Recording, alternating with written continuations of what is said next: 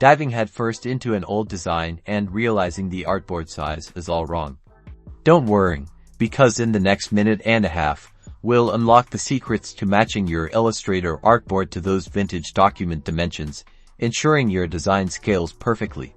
Alright, let's say you've got an old file or a design from a different era, and the artboard size looks completely off first. You have to open the legacy file in Illustrator. If it is not already, you'll need to determine the original size of the document. This information might be in the document properties, a printed spec sheet, or you may have to measure something within the design as an estimate.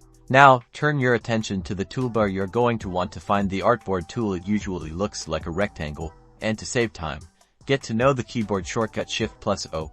Click on the Artboard tool to activate it. With the Artboard tool selected, you'll notice a bounding box appear around your artboard. Now, the top of the interface, where your document's name appears, has changed. You'll find the artboard adjustment controls there instead of the usual menu. Look closely at the Properties panel, usually on the right side of the screen, or at the top Control panel. Here you will see the current artboard dimensions, width and height, either in the Properties panel, the Control panel, or by adjusting the artboard.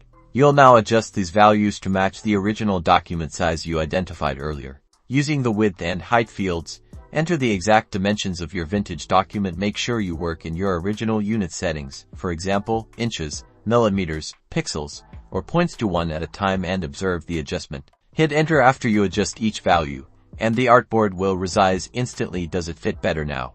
There you have it. You've successfully matched your artboard size now. Your legacy file scales and is compatible for your new version, preventing those annoying scaling issues as you modify or prepare your designs. Now you have your document set up and ready to go. If you found this tutorial helpful, don't forget to like, subscribe, and share. Happy designing!